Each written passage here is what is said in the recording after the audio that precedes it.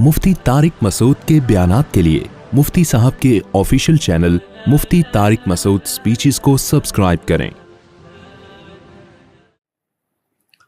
तो रफुल अशियाउ बिअज़दादिहा, हर चीज अपनी ऑपोजिट से पहचानी जाती है।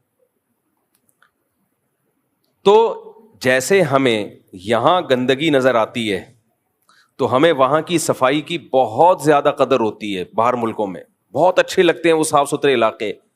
ऐसे ही मेरे भाई कुछ सफाइयां यहां पर हैं, तो जब हम वहां जाके वो गंदगियां देखते हैं तो वो गंदगियां भी हमें बहुत ज्यादा बुरी लगती हैं। वो अंग्रेजों को नहीं लगती, वो हमें लगती हैं।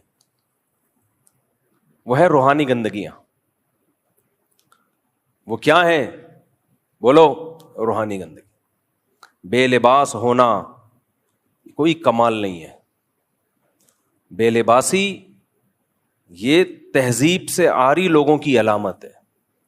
दुनिया में तहजीब में सबसे पहला दखल आपके लिबास का है। कुरान मजीद क्या कहता है? क़द अंज़लना अलैकुम लिबासन युवारी सौआतिकुम वरीशा। अल्लाह कहते हैं हमने तुम्हारे लिए लिबास उतारा है जो तुम्हारी जिस्म के उन आज़ा को छुपा देता है जो आज़ा हम दूसरों के सामने दिखाना नहीं चाहते। और अल्लाह ने कुरान मजीद में लिबास को जीनत करार दिया। जीनत, मुझे एक बात बताओ, जीनत में इंसान को सुकून मिलता है या जीनत इख्तियार किए बगैर बद जीनत होने में सुकून मिलता है? जीनत में सुकून है ना। जितनी ज्यादा जीनत होगी छिछोरपना ना हो। जीनत का मतलब तहजीब के वाली जो जीनत।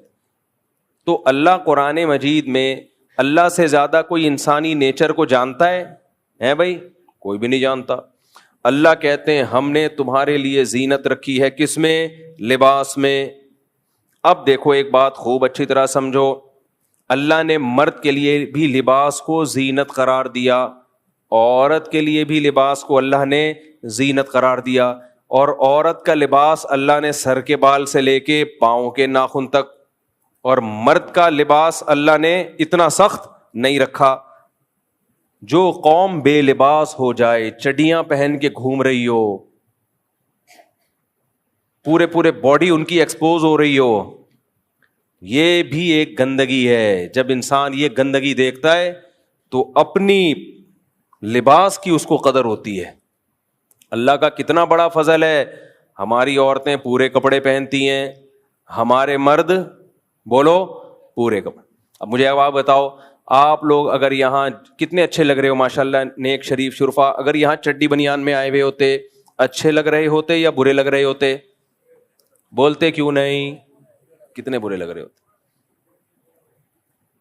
कुछ ठरकी किस्म के लोग जिनकी शहवत और ठरक हद से तजावुज कर चुकी है, उनको तो वक्ती तौर पर शायद कोई सुकून मिल रहा होता, लेकिन वो भी थोड़ी देर का होता है। नॉर्मली इससे इंसान डिप्रेशन में जाता है, स्ट्रेस में जाता है। तभी दुनिया की जितनी कौमें हैं, चाहे मुस्लिम हो या गैर मुस्लिम, आदम अलैहिस्सलाम से लेके आज तक 100-150 साल पहले तक पूरा प्रॉपर लिबास पहना करती थी, चाहे वो मुस्लिम हो चाहे वो गैर मुस्लिम। सुकून मिलता है इसमें। लेकिन जब आप कुफरिस्तान में जाते हो फिर आपको इस्लाम की कदर होती है कि अल्लाह तेरा कितना फजल कि तूने हमें हुक्म दे दिया पूरा लिबास पहनने का, मर्द को भी और औरत को भी। इसका फायदा क्या हुआ? अल्लाह ने हुक्म दे दिया, इसका फायदा क्या हुआ? मैं आपको मिसाल से समझाता हूं इसका फायदा क्या हुआ। मिसाल से,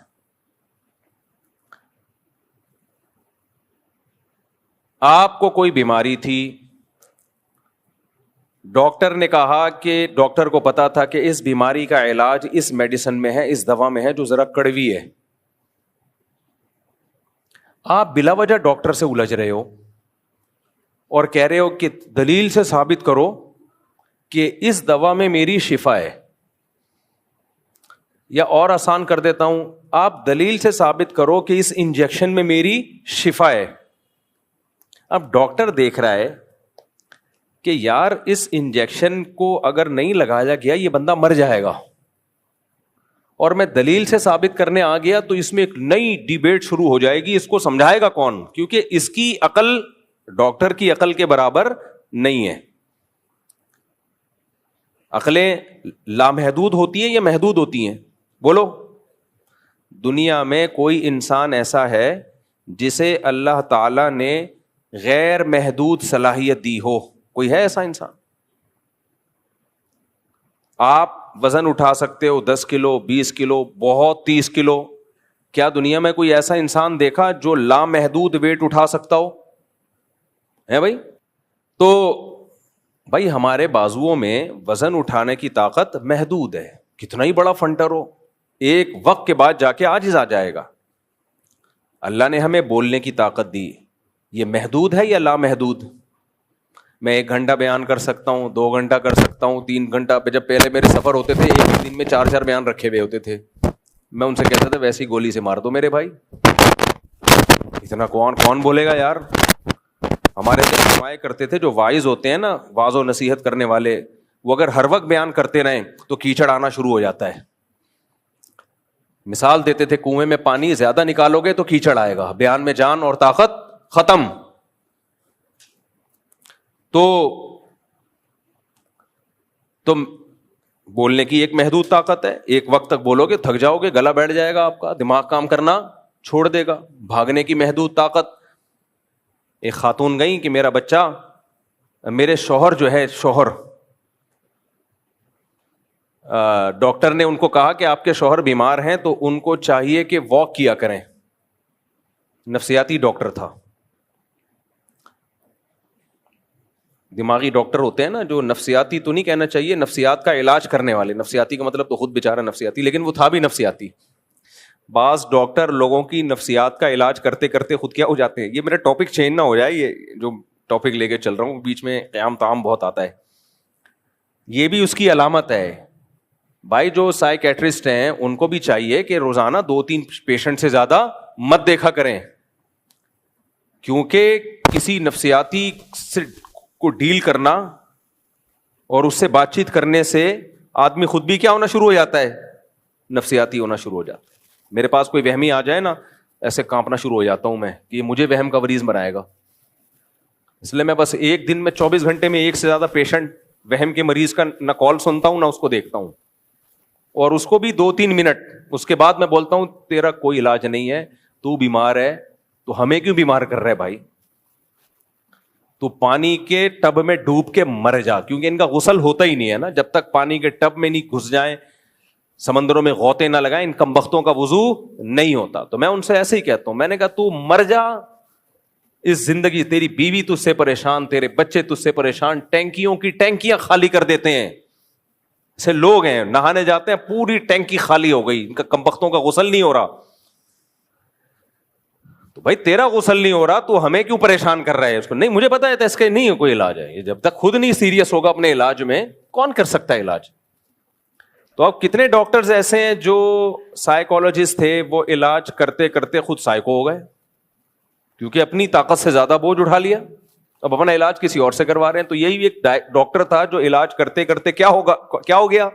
سائیکو پیشنٹ بن گیا. تو ایک خاتون نے کہا کہ انہوں نے خاتون کو مشورہ دیا کہ اپنے شوہر کو بولو واکنگ کیا کریں. تو انہوں نے کہا وہ تو ماشاءاللہ 20 سال سے واکنگ کر رہے ہیں. 20 سال سے کیا کر رہے ہیں؟ واکنگ. تو ڈاکٹر نے کہا پتہ نہیں کہاں نکل گئے ہوں گے، پکڑ کے لائے ان کو. جو بندہ 20 سال سے واکنگ کر رہا ہو وہ تو اب تک کراچی سے امریکہ پہنچ چکا ہو. خیر،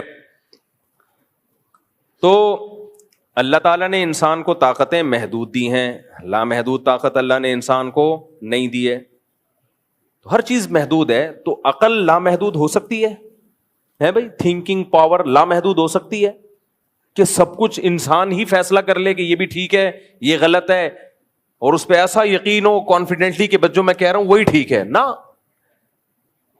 ایسا نہیں ہوتا بھائی. کچھ چیزیں ایسی ہوتی ہے جہاں انسان جا سکتا ہے، عقل آپ کو وہاں تک لے جا سکتی ہے. کچھ چیزیں ایسی ہوتی ہیں کہ وہاں آپ کو ہتھیار ڈالنے پڑتے ہیں. کہ بھائی ہم نہیں فیصلہ کر سکتے, یہ انسان سے اوپر کی کوئی ذات ہوگی جو ہمیں بتائے گی.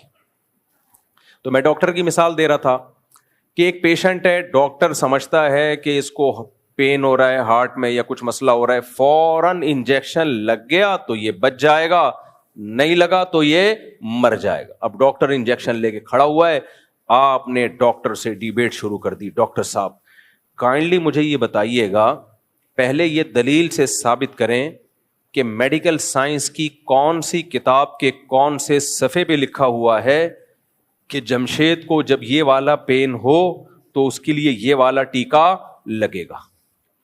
ڈاکٹر کے پاس ٹائم صرف 5 منٹ تھا. ڈاکٹر نے مطمئن کرنے کے لیے کہ جمشید تو لگوا نہیں رہا ٹیکا, چلو فوراً میں میڈیکل سائنس کی کتاب لے آتا ہوں, دکھا دیتا ہوں, بھائی یہ دیکھو یہ پڑھ لو. اب جمشید نے کہا کہ اس کی کیا دلیل ہے کہ یہ جو کتاب میں لکھا ہے یہ صحیح لکھا ہے؟ ہو سکتا ہے آپ نے غلط کتاب ہو, مستند کتاب ہو. اب وہ بحث میں لگ گیا. ڈاکٹر کو پتا ہے کہ 5 منٹ سے زیادہ اگر میں نے دیر کر دی تو اس کا انا للہ ہو جائے گا. اب ڈاکٹر اگر آپ کا خیر خواہ ہے تو ہاتھ پاؤں باندھے گا اور ٹھوک دے گا. ٹھوکے گا بھی اس جگہ پہ جہاں, یعنی بازو میں ٹھوکنے میں تو یہ نا ذرا سا ہل گیا تو مسئلہ ہو جائے گا, تو اس پوائنٹ پہ ٹھوکے گا. کیا خیال ہے کہ بھئی فوراً انجیکشن ٹھوک دو, بحث بات میں ہوتی رہے گی. تو یہ جو ڈاکٹر نے انجیکشن ٹھوک دیا, یہ مریض کے ساتھ خیر خواہی کی یا نہیں کی؟ کہ مریض بے وقوف ہے, الجھ رہا ہے ڈاکٹر سے. مریض بے وقوف ہے, الجھ کس سے رہا ہے؟ ڈاکٹر سے. تو یاد رکھو انسان بے وقوف ہیں, الجھتے ہیں کس سے؟ اللہ سے. کس سے الجھتے ہیں؟ اللہ سے. اللہ نے کہا عورت کو پردہ کرو, انسان کہہ رہے نہیں, میرا جسم میری مرضی. پردہ تو دل کا ہونا چاہیے. باہر ملکوں میں, مغربی دنیا میں, ویسٹرن کنٹریز میں پردہ نہیں ہے. کہتے ہیں یہ کیا ہے, خام خام میں عورت کو تم نے چادروں میں لپیٹ دیا. ابھی آپ حیران ہو گئے, کینیڈا میں, یہ تو اللہ کا شکر ہے ہم نے وہ منظر اپنی آنکھوں سے دیکھا نہیں. کینیڈا میں ہمارے جانے کے بعد اگلے دن, میرے جانے کی وجہ سے نہیں ویسے ہی, کچھ لوگ مرد اور عورتیں بالکل برہنہ احتجاج کر رہے تھے. مجھے لوگوں نے بتایا کہ فلاں محلے میں آج کل یہ احتجاج چل رہا ہے, بالکل نیوڈ. سمجھنے کے نہیں سمجھ. اب ایسا نہ ہو آپ لوگ ٹکٹ کٹا کے, ہمارے حضرت فرمایا کرتے تھے کہ جب علماء ان ملکوں کی بے حیائی بیان کرتے ہیں تو وہ بیان تو اس لیے کر رہے ہوتے ہیں عبرت کے لیے, لیکن فرماتے تھے کہ نوجوانوں کے سامنے نہ بیان کیا کریں, وہ کہیں گے یار اب تو جانا بنتا ہے, اب تو جانا بنتا ہے. تو بالکل نیوڈ ہو کے نا لوگوں نے بتایا احتجاج ہو رہا ہے, مرد بھی اور عورتیں بھی. احتجاج کیا ہو رہا ہے کہ لباس کی جو تھوڑی سی پابندی رہ گئی ہے اس کو ختم کیا جائے, کیونکہ یورپ, امریکہ میں, کینیڈا وغیرہ میں پابندی ہے, آپ بالکل نیوڈ نہیں گھوم سکتے, 2-4 اسٹیکر آپ کو چپکانے پڑیں گے.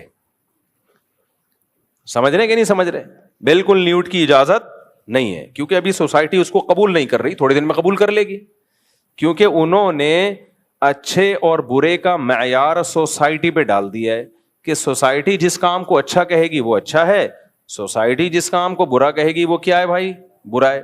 تو اب تک سوسائٹی اس کو اچھا نہیں کہتی, میجورٹی سوسائٹی کہتی ہے 1-2 اسٹیکر رہ گئے ہیں وہ لگنے چاہیے, کیونکہ ہماری پرمپرا ہے, ہماری روایات ہیں کہ ہم بالکل نیوڈ ہو کے نہیں گھومتے. تو اپنی پرمپرا کو, تو اس پرمپرا 2-3 اسٹیکروں کے خلاف احتجاج ہو رہا ہے. نہیں آئی میرا خیال ہے. اس احتجاج سے تکلیف کس کو ہو رہی ہے؟ اسٹیکر بنانے والی کمپنیوں کو. میرا خیال ہے, مجھے نہیں پتا, لیکن ان کمپنیوں کا تو بیڑا غرق ہوگا نا. لباس تو مارکیٹ سے کیا ہو گئے یار, اب تو چڈی بنیان والی کمپنی ہے وہ بھی ٹھپ ہو جائیں گی. کیا خیال ہے کہ یار 2-3 چیزیں رہ گئی ہیں. تو احتجاج چل رہا تھا مرد اور عورتوں کا کہ بھائی یہ پابندی ختم کی جائے, جس کی مرضی پہنے, جس کی مرضی بولو نہ پہنا. کیا دقیانوسی ہے. دلائل ان کے پاس بھی ہیں. اب ہم کہہ سکتے ہیں اس سے تو بے حیائی پھیلے گی, اس سے تو یہ ہوگا, اس سے تو وہ ہوگا, تو وہاں وہ لوگ جواب دیتے ہیں کہ یہ ٹھرکیوں کو کہ ہاں بے حیائی پھیلے گی, وہ کہتے ہیں ہم تو یوز ٹو ہیں. عورتیں بے لباس جا رہی ہوتی ہیں, کوئی گورا نظر اٹھا کے بھی نہیں دیکھتا ان کو. یہ تو ہم نے وہاں دیکھا ہے کہ گورے اس طرح ٹھرکی نہیں ہوتے جیسے ہمارے ہاں لوگ ٹھرکی ہوتے ہیں. ہمارے ہاں کوئی عورت ایسے بے لباس گھومے نا, گھر تک پہنچا کے آئیں گے, گھر تک پہنچا کے آئیں گے. دلیل ان کے پاس بھی ہے کہ دیکھو یہ جو ایشیائی ملکوں میں ٹھڑک ہے اتنی, یہ اسی وجہ سے تو ہے کہ انہوں نے کبھی بے لباس عورت دیکھی نہیں ہوتی, پاگل ہو جاتے ہیں دیکھ کے. تو جب یہ چیز عام کر دو گے تو پاگل ہونا بند ہو جائیں گے. دے دو آپ جواب دلیل سے, بیٹھ کے بحث کرتے رہو فضول. تو ہومو سیکسولیٹی کو جو لیگل کیا وہ بھی یہی کہ بھائی اس کے غلط ہونے کی کیا دلیل ہے. ایک انگریز نے مجھ سے بحث کی کہ یہ کیوں غلط ہے. میں نے کہا بھائی غیرت کوئی چیز ہوتی ہے, ان کی غیرت کیا ہے بھائی, واٹ از غیرت؟ یہ تو کلچر بتاتا ہے یہ غیرت ہے, یہ بغیرتی ہے. بولا چلو آپ بحث کر سکتے ہو بھائی, اس سے نسل ختم ہو جائے گی, ہو جائے تو نسل بچا کے کیا کرنا ہے.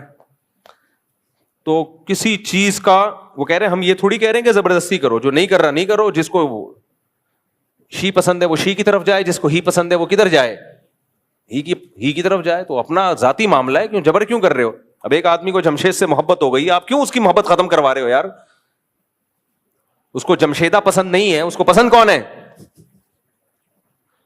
تو یہ مولویوں کو تکلیف کیوں ہو رہی ہے بھائی, حرام حرام یہ کیا لگایا ہوا تم لوگوں نے, مذاق کر سکتے ہو ڈیبیٹ, ہر بات کا آگے سے جواب, ہر بات کا آگے سے جواب. لوط علیہ السلام نے اپنی قوم سے کہا تھا نا کہ تم مردوں سے بدفعلی کرتے ہو, تم کیا بے حیائی کے کام کر رہے ہو. قوم کے پاس کیا جواب تھا, بھائی آپ کو پسند نہیں آپ علاقہ چھوڑ دیں, دنیا بہت بڑی ہے. بھائی آپ کو پسند نہیں ہے تو آپ علاقہ چھوڑ دیں, کوئی یہاں رہنا فرض تھوڑی ہے آپ کے اوپر, کہیں اور چلے جائیں جہاں آپ کی مرضی کا کلچر ہو. اب دلیل سے کوئی جواب ہو سکتا ہے اس کا؟ بولو نا کیا ہو گیا میرے بھائی. بھائی وہ کہہ رہے ہیں آپ علاقہ چھوڑ دیں, ہو سکتا ہے انہوں نے آفر بھی کی ہو, فلاں محلے میں ہم آپ کو زمین دلوا دیتے ہیں, فلاں محلے میں گھر بنا دیتے ہیں, آپ یہاں سے تشریف لے جائیں اگر آپ کو یہ پسند نہیں ہے. لوط علیہ السلام نے ان سے کہا کہ اتأتون الفاحشۃ ما سبقکم بہا من احد من العالمین, وہ بے حیائی کر رہے ہو جو آج تک کائنات میں کسی نے نہیں کی. بڑے بڑے کافر گزرے وہ بھی اس طرف نہیں گئے, کوئی گدھا گھوڑے بھی نہیں کرتے یہ کام. تو قوم جواب میں کہہ سکتی تھی کہ جو کچھ ماضی میں ہوتا رہا ہے وہ ہمارے لیے حجت نہیں ہے, وہ نہیں کرتے تھے ہم کرتے ہیں. غلط جواب ہے لیکن جواب تو ہو گیا نا. تو بہت ساری چیزیں, نشہ, اب تو چرس الاؤ ہو گئی ہے. اس دفعہ میں جب گیا ہوں تو فل لیگل. ان ملکوں میں چرس کیا ہو گئی, مجھے لگ رہا ہے کہ تم سب بھاگ نہ جاؤ کہیں, وہاں ڈر لگ رہا ہے مجھے. چرس کیا ہو گئی, یہ تو میں اپنے بیانات میں کہا کرتا تھا کہ چرس بھی یہ لیگل ہو جائے گی, اب پتہ چلا ہو گئی, لیگل ہو گئی. لیکن چرسی ویسے نہیں ہے جیسے ہمارے یہاں ہے. ہمارا چرسی گندا میلا گٹر کے ڈھکن برساتی نالے میں, وہاں مجھے کوئی برساتی نالوں میں چرسی نظر نہیں ہے. چرس پینے کے آداب ہیں, آداب ہیں, تمیز سے چرس پیئیں, پڑھا لکھا. ہمارے ہاں چرسی اتنا گندا کیوں ہوتا ہے, اللیگل کام کر رہا ہے, مل نہیں رہی, مہنگی بہت ہے. چرسی ہیروئن چی زیادہ مسئلے کر رہے ہیں ہمارے یہاں, مہنگی بہت ہے, ساری جائیدادیں بیچ دیتا ہے, حکومت سپورٹ نہیں کر رہی, محلے خاندان والے سپورٹ بولو نہیں کر رہے, چاروں طرف سے سلواتیں. ایک بیچارے کو برساتی نالا ملتا ہے, وہاں بیٹھ کے پھر اپنے جیسے اور بھی نظر آتے ہیں, تو گندا بھی ہو جاتا ہے, میلا بھی ہو جاتا ہے. لیکن اگر گورنمنٹ سپورٹ کرنا شروع کر دے ان ہیروئنچیوں کو, اور خود گورنمنٹ میں اسمبلی میں موجود لوگ پینا شروع کر دیں, تو وہ برساتی نالوں میں بیٹھ کے نہیں پئیں گے میرے بھائی, وہ ڈیفینس اور کلفٹن کے لگژری ہوٹلز میں بیٹھ کے میٹنگ کے دوران پئیں گے. اور چرس کا نام چرس نہیں ہوگا, اینٹی ڈپریشن پاؤڈر. کتنا اچھا نام ہے, جس کو انگلش نہیں آتی وہ تو اسی نام پہ مر جائے. نشہ اتنا عام ہے بھائی. یہ گندگی ہماری سوسائٹی میں بولو نہیں ہے. یہ ننگا پن دیکھ دیکھ کے آدمی پاگل ہو جاتا ہے. کیا ہے یار, کوئی تہذیب کوئی چیز ہوتی ہے؟